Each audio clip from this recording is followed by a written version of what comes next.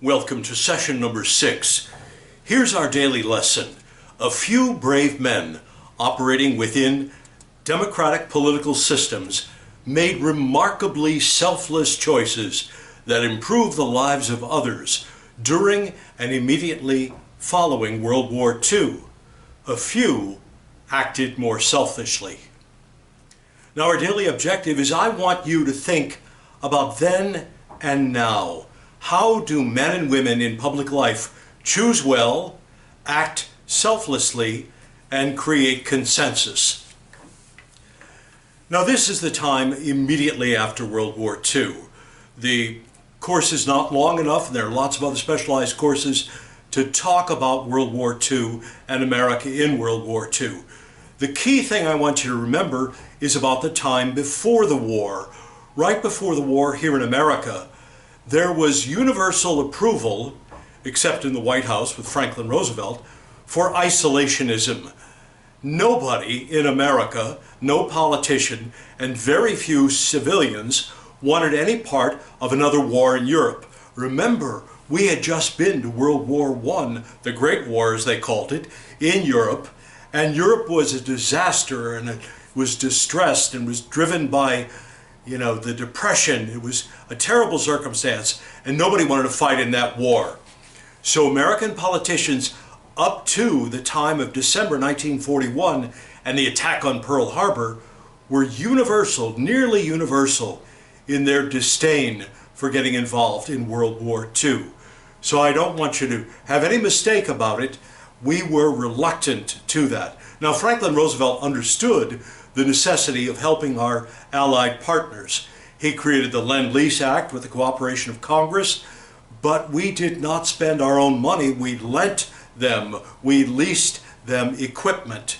So that was a different circumstance. So the war comes and the war ends, and the war had a great destabilizing effect on the world and especially on Europe and the Far East. Now, Harry Truman, by then president, April 12, 1945, was president when the VE and VJ days were observed.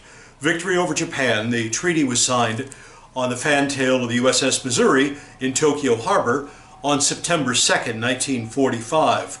Shortly after that, early in the new year, March of 1946, Harry Truman invited by then former Prime Minister of Great Britain, Winston Churchill, to visit Truman's home state, Missouri.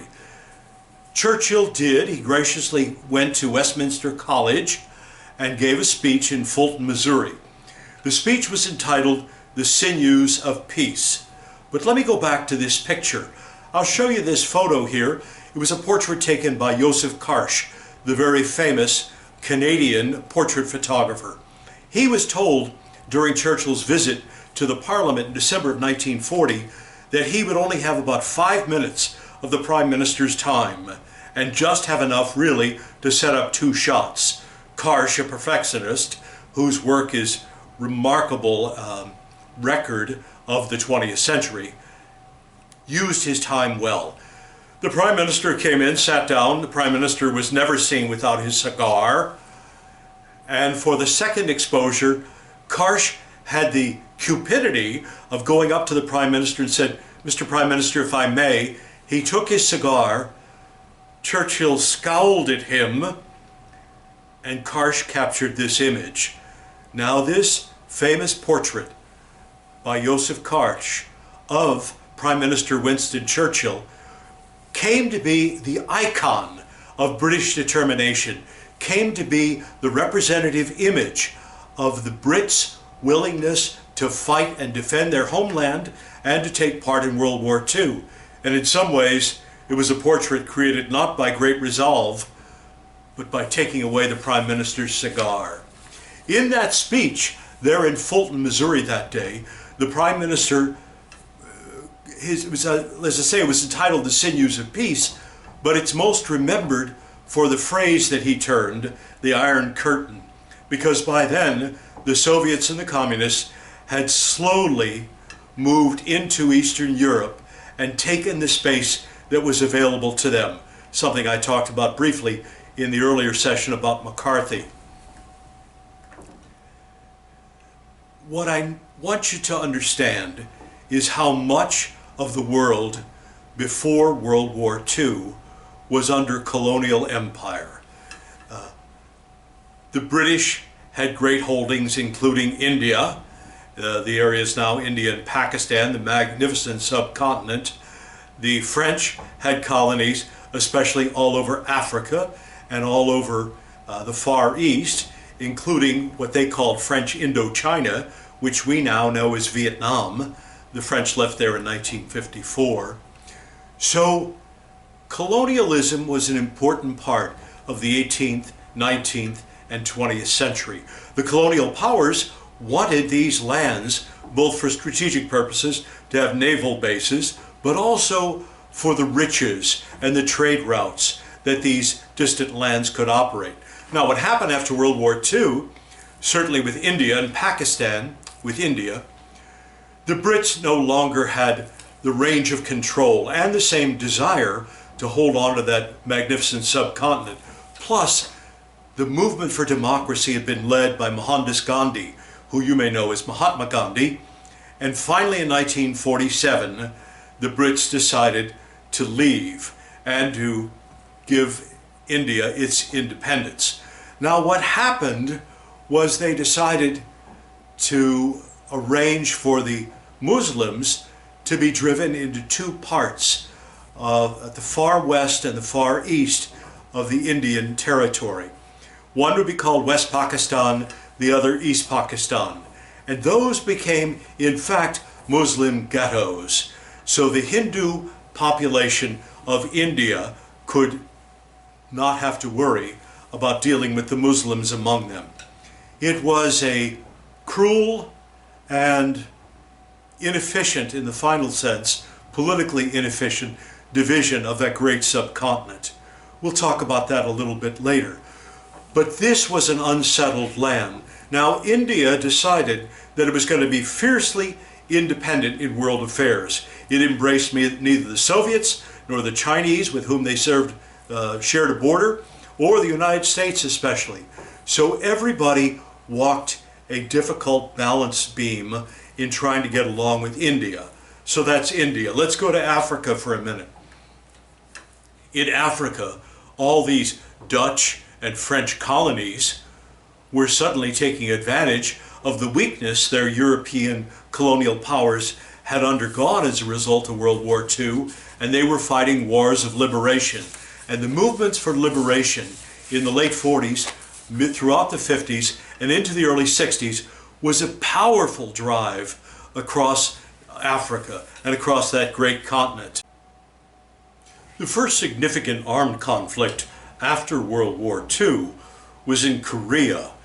In 1950, the Communist Chinese, helped by the Soviets, invaded South Korea. This was a line where South Korea was partitioned after the Japanese got out of Korea at the end of the war. But it was clearly one of those wars of liberation, if you will. But it was the first time that the communists, both the Soviet and the Chinese, got together, and it provided a model for later wars, even into Iraq and Afghanistan for us, because these are multinational forces, nominally under the United Nations authority, that the United States and other allied nations got into the battle. And it was a terrible, terrible, long and expensive war. There were more civilian deaths than in the Vietnam War. All the South Korean cities were destroyed. It was a horrible war, and it's often referred to as America's forgotten war. There is a wonderful memorial to the Korean War veterans in Washington, not far from the Vietnam Memorial. But this too is an example of what happened and what short interruptions, 3 years, short interruptions of hot wars there were in localized regional areas. And this, we were afraid, was going to be the model for the 20th century. Some of these nations were ill prepared for any kind of self-governance and self-rule. it was a difficult struggle, and it was a struggle that was marked by tribal wars in Nigeria and all across the African continent. So that was an unsettled part of the world. Certainly a part of the world where expansionist-minded communists, either in China or in Russia, could aim toward the African continent in the same way that the European colonial powers had. So this further destabilized the continent, and it was a tremendous pressure and in part created the Cold War. Now, go back to the Far East. Japan was working very hard to recover. The United States, of course, occupied Japan. MacArthur and the U.S. wrote the Japanese Constitution for them, and it's sort of an interesting document to read, especially when you consider the Japanese self-defense forces, and Japan was prohibited from ever having nuclear weapons and ever having offensive military again. Japan, therefore, was in a delicate situation because it had natural enemies like Korea and China and others in the Far East. So they were going to need the help and protection of the United States and the Allies, which we granted because it was far better to be able to protect Japan and those other nations over there than it was for them to arm themselves and to dissipate their economic development and to put it into arms development. So I mentioned a little bit about the French in Indochina. Ho Chi Minh and other native leaders in Vietnam pressed for freedom. They pressed for freedom from the French occupiers, the French colonial forces. And eventually they drove the French out in 1954. So American domestic politics are all a mess as well. This is the time when the Cold War really began. This is the time when America and the Soviet Union set themselves as the two great powers, the two great nuclear powers, each of which set about building as many bombs, as many missiles, as many bases as they could all around the world, arguably for self-defense. Were these bases only for self-defense, or did they also have offensive ambitions? Well, we of course say that we had no offensive ambitions, but we did end up throughout Europe, in Germany and in Poland and all throughout Eastern Europe, we ended up with bases, permanent military bases that we still have, as a result, again, of our agreement with those nations under NATO, the North Atlantic Treaty Organization, to defend those nations from any aggressor, read Soviet Russia. So this was the world that we settled after World War II. We settled into providing our military might around the world for the protection of those who were fragile, frail, and dissipated by World War II. It was a calculated gamble on our part. It was calculated to keep us out of World War III, and so far it has for about 75 years.